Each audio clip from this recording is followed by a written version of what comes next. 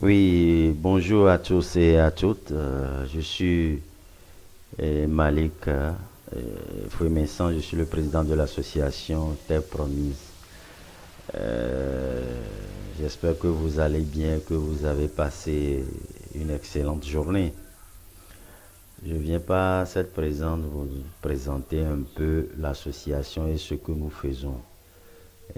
D'où nous venons, ce que nous faisons et là où nous voulons aller.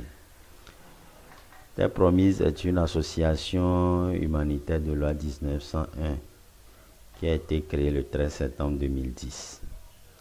Et nous intervenons dans les villages les plus reculés, là où il n'y a pas d'électricité, il n'y a pas d'eau, il y a absence d'infrastructures, c'est là où nous intervenons.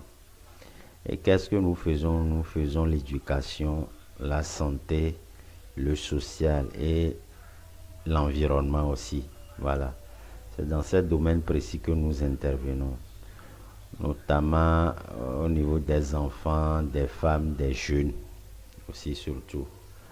À l'endroit des enfants, nous faisons de l'éducation, nous leur apprenons comment se prendre en charge, comment vivre en collectivité avec les autres personnes.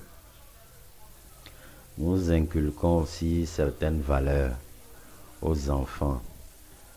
Pas de paresse, il faut travailler, il faut obéir aux parents et s'occuper aussi des personnes âgées. Nous inculquons dès tôt ces valeurs-là aux enfants.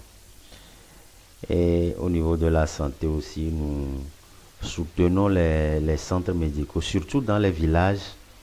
Il n'y a pas de centre de santé, il n'y en a pas.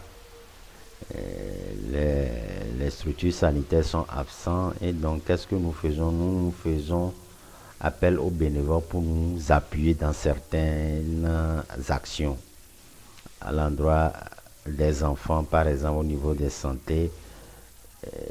Nous s'occupons des petites bobos et puis nous formons les enseignants aux soins de premier secours et nous leur offrons des boîtes à pharmacie. Ça les sauve beaucoup.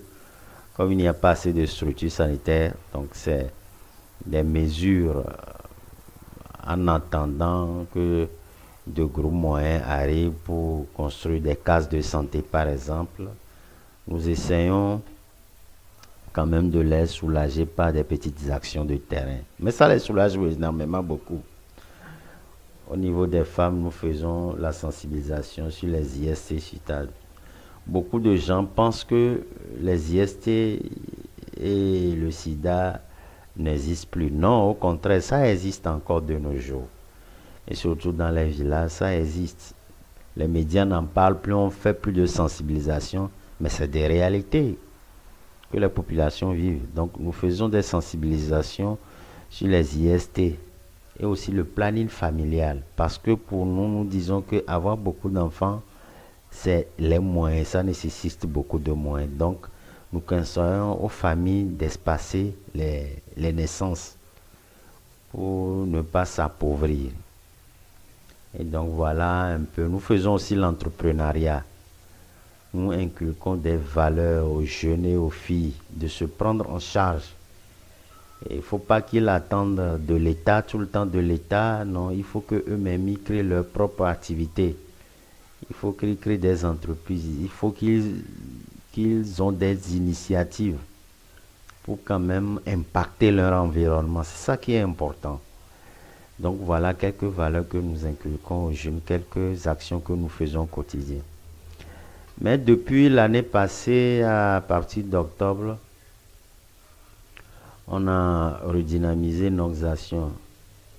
Parce que le problème avec les associations humanitaires au Togo, surtout au Togo, c'est que nous n'avons pas de subvention de l'État, de qui que ce soit. Non, toutes les actions que nous faisons, c'est financé par les participations des bénévoles, certains bénévoles. Et il y a aussi des bonnes volontés qui nous aident par ici. Donc c'est avec ça là que c'est avec cet argent que nous financions les actions que nous faisons. Et donc, nous avons dit, mais il faut quand même réfléchir pour voir comment financer l'association par d'autres actions. Et c'est là que l'idée nous est venue d'organiser cette année ce qu'on appelle Tombola solidaire. Le concept est simple, c'est que l'association émet des tickets de Tombola, on va les vendre et avec l'argent récolté, on va faire la rentrée pour les plus démunis parce que nos actions vont directement pour les plus nécessités, qui sont vraiment dans les besoins. C'est vrai qu'il y a beaucoup de personnes qui sont dans le besoin, mais il y en a d'autres, c'est des cas très pires. Donc voilà ce que nous faisons. Et pour cette initiative de Tombola solidaire, c'est à l'occasion du 16e anniversaire de l'association. C'est le 13 septembre, l'apothéose. Nous allons organiser ça à la place d'Agbedrafort. Donc, nous mettons des tickets en vente. Ceux qui sont intéressés peuvent nous contacter et en procurer pour voir comment ça se passe concrètement cette journée-là. Et aussi, nous avons aussi fait une convention de partenariat avec la mairie d'Agbedrafort.